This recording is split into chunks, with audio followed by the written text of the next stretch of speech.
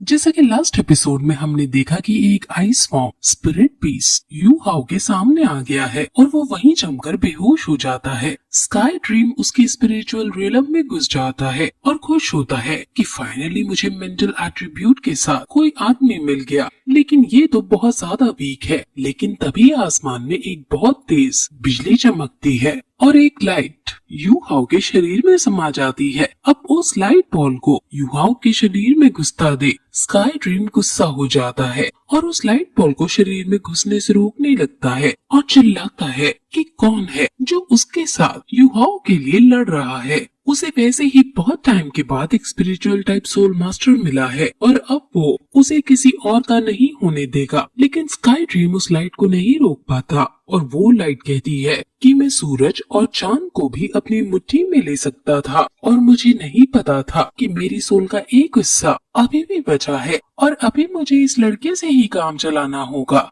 और ऐसा करके वो यू हाउ के शरीर में घुस जाती है और उसकी कॉन्शियसनेस में जाकर एक जगह ले लेती है और शांति से वहीं पड़ी रहती है। अब स्काई ड्रीम जब उसे रोकने में असफल रहता है तो वो कहता है कि ठीक है, हम साथ मिलकर भी यू हाउ के साथ रह सकते हैं। अब सबसे पहले वो वहाँ पर कुछ सील्स लगाता है। अब यू हाउ बेहोश होकर अपने कॉन्शियसनेस के अंदर चला जाता है जहाँ उसे स्काई ड्रीम और लाइट ऑफ दिखता है, जिसे देखकर पहले वो सोचता है कि वो मर चुका है। लेकिन तभी स्काई ड्रीम कहता है कि तुम मरे नहीं हो, बल्कि तुम अपनी कॉन्शियसनेस के अंदर हो और अब ये मेरा घर होने वाला है। मैं तुम्हारी स्पिरिचुअल रियलम में ही रहूंगा।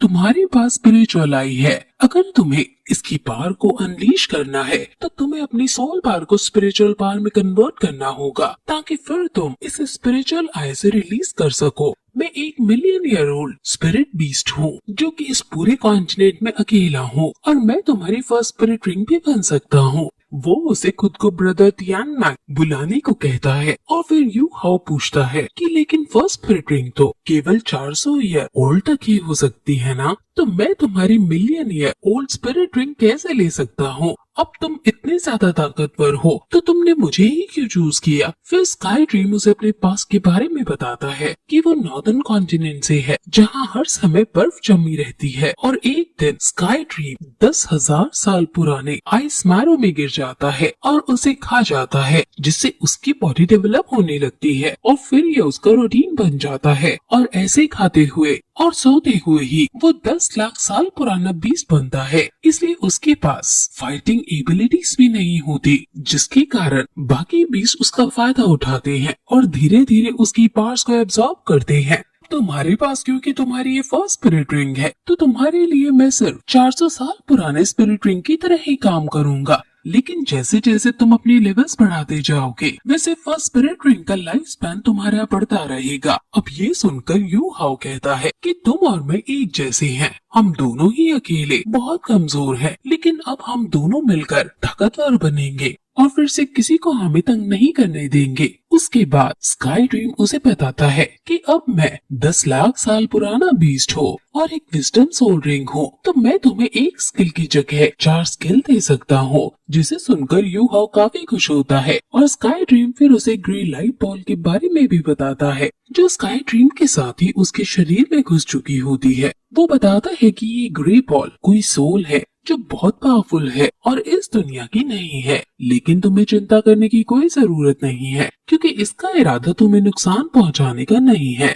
स्काई ड्रीम ने और भी कई बातें बताई हैं और वो हम जैसे जैसे एपिसोड्स आगे बढ़ाएंगे वैसे वैसे आपको बताएंगे। उसके बाद स्काई ड्रीम यू हाउ को वापस रियलिटी में जाने को कहता है। अब जब यू हाउ रियलिटी में अपनी आंखें खोलता है तो वो देखता है कि वो तांग्या की गोदी में है और वो उसके लिए चिंतित हो रही है। वहाँ बीबी है और वो उसकी नसों को देख रहा है और जब वो होश में आता है तो ये दोनों ही खुश हो जाते हैं। अब उसको पता चलता है कि ये दोनों उसकी चिंता में हैं और इन्होंने इसको डेंजर से बचाया है क्योंकि यहाँ कई सारे सोल बीस्ट हैं। वो इन दोनों की सोल रिंग देखता है और तांग्या के पास 2 सोल रिंग है जो 100 साल पुरानी है। बीबी के पास 3 सोल रिंग है और उनमें से 2 सोल रिंग 200 साल पुरानी है और एक सोल रिंग 1000 साल पुरानी है। बीबी सिर्फ 4-5 साल ही बड़ा है, लेकिन फिर भी बहुत ज्यादा ताकतवर है। अब तभी वहाँ उन्हें धतूरा स्नेक दिखता है और थांग्या समझ जाती है कि ये उसकी थर्ड स्पिरिट रिंग के लिए सबसे सही सोल बीस्ट है,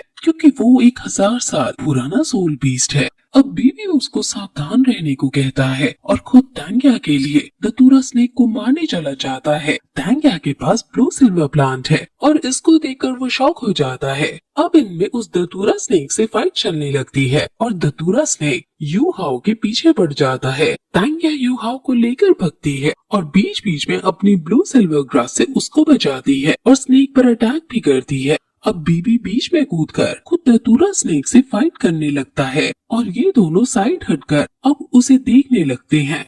थांग्या बताती है कि बीबी वॉर सोल मास्टर है और उसकी guardian soul blue lightning T rex dragon की है, जो कि 10,000 साल पहले ग्रैंड मास्टर की थी। हालांकि धतूरा स्नेक बहुत ज्यादा फास्ट है, इसलिए बीबी को बहुत ज्यादा दिक्कत हो रही है। उसको लोकेट करके अटैक करने में बीबी धतूरा स्नेक को मारने की पूरी कोशिश कर रहा है। यू हाओ इन दोनों से बहुत ज्यादा खुश है, क्योंकि पूरी जिंदगी सिर्फ उसकी माँ ने ही उसे बचाया है, लेकिन अब ये दोनों उसकी रक्षा कर रहे थे, इसलिए अब वो भी इनकी मदद करने का सोचता है। और तभी स्काई ड्रीम उसे अपने नए अटैक, जिसका नाम spirit detection and spirit sharing है, उसका यूज करने को कहता है। वो तुरंत अपनी फर्स्ट सोल टेक्निक, जिसका नाम सोल डिटेक्शन है, उसका यूज करता है और फिर तुरंत सोल शेयरिंग का भी यूज कर देता है, जिससे वो अपनी पास को दूसरों के साथ शेयर कर पाए। और वो थांग्या और बीबी पर इसे छोड़ देता है, जिससे इन दोनों के लिए समय बहुत धीरे हो जाता है और उन्हें धतूरा स्नेक स्लो मोशन में आता हुआ दिखाई देता है। वो समझ जाती है कि ये यू हाओ की सोल टेक्निक है। इस टेक्निक से उनके 30 मीटर के रेडियस में वो हर एक छोटे चेंज को ऑब्जर्व कर पाएंगे और वो कोई भी चीज, चाहे वो कितनी तेज या छोटी हो, उसको देख पाएंगे। और अब इसकी वजह से बीबी उसे लोकेट कर लेता है और अब अपनी सेकंड सोल टेक्निक, जिसका नाम द स्ट्रॉन्गेस्ट लाइटनिंग है, उसका यूज कर देता है और इस पावरफुल अटैक को सीधे धतूरा स्नेक को देकर मारता है, जिससे वो बहुत ज्यादा घायल हो जाता है और मरने की कगार पर होता है। इसलिए वो तुरंत थांग्या को बुलाता है और थांग्या भागकर वहाँ आती है और उस बीस्ट को जान से मार डालती है, क्योंकि जो भी बीस्ट को जान से मारता है सिर्फ वो ही सोल रिंग उसकी ले सकता है।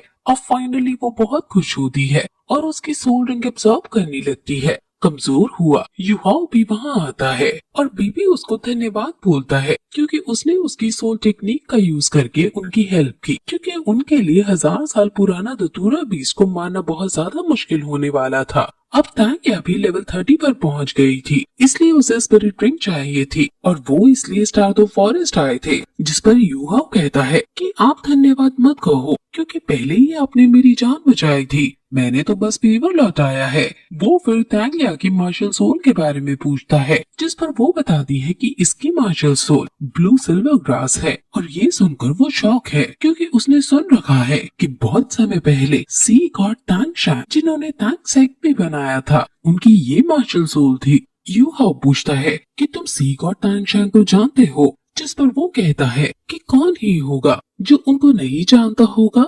उनकी कहानियां मेरी मम्मी मुझे सुनाया करती थी कि कैसे 10,000 साल पहले उन्होंने श्रेक मॉन्स्टर को लीड किया और वुहान एम्पायर को नष्ट किया, और कैसे उन्होंने पूरे कॉन्टिनेंट की ज्योग्राफी को बदल दिया और पूरे कॉन्टिनेंट में एक शांति ला दी। फिर वो 99 लेवल को क्रॉस करके गॉड रियलम में चले गए और इमॉर्टल बन गए।